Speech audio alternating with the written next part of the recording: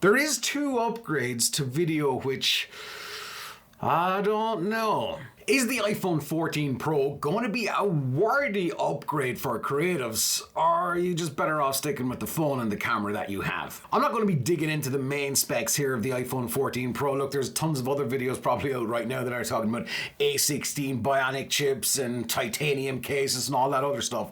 Instead, I'm going to be concentrating on the creative side of it here of the iPhone 14 Pro, predominantly looking at the photography side of it and the video side. Let's be brutally honest here. I don't care how many cameras you own.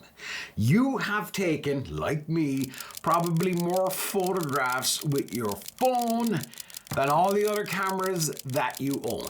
And to be honest, the iPhone 14 Pro seems to have got a substantial upgrade when it comes to the cameras. The iPhone 14 Pro has now got a 48 megapixel camera, which is nuts. Now, 48 megapixel camera means that they have had to create a bigger sensor in the phone, which is a good thing because if you combine that with the 1.78 aperture that they've got on the wide lens now, these cameras are after getting a substantial upgrade, which means they're going to be phenomenal in low light. Well, at least the wide angle lenses. And speaking of the wide angle lens and the low light performance, it's using a thing kind of called pixel billing and quad pixels. This is really, really nerdy, and I'll do my best to explain it in as simple terms as possible so I can understand it. Am I listening? I'm listening to you. Good. In a nutshell, pixel binning takes pixels that are next to each other and it groups them together to form one big kind of super megapixel.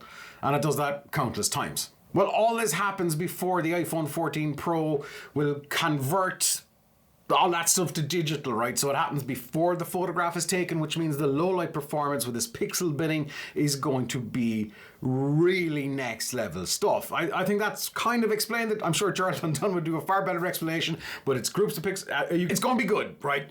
It's going to be good. I think that's all we need to know, right? It's going to be good. What about those other lenses? Because there's the ultra wide, there's now a 2x, and then there's a telephoto lens as well. Are they getting left behind? No. All of them are getting an upgrade. It's going to be 3 times better on the ultra wide lens, and it's going to be 2 times better performance on the telephoto lens, and 2 times better performance on the true depth camera as well. Which, again, I think all this might mean nothing to you, but pretty big deal. But what about video? Is that going to get left behind? There is no 4K 120 for those of you who were expecting the iPhone 14 Pro to have 4K 120.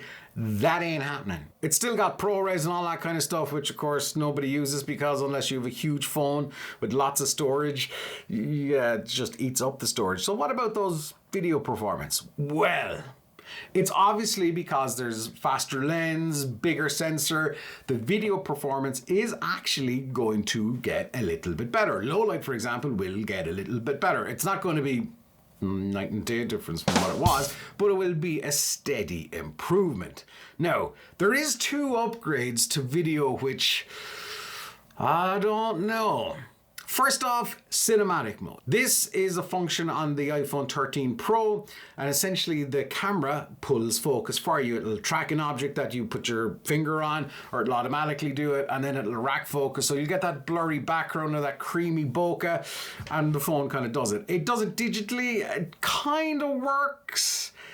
It kind of doesn't work. I'll be honest, I have never used it. I made one video about how to edit cinematic video from the iPhone 13 Pro, and I've never really used it, and I've probably used my iPhone 13 Pro for lots of video stuff. I even get into some of these videos. Cinematic mode is now going to work in 4K, including 24 frames per second, that magic cinematic frame rate. So it's 4K now. Will the performance be better? I don't know. I'll probably never use it. Now, speaking of something that I never use, here's the thing. Stabilization. There is now a new mode in the iPhone 14 Pro called Action.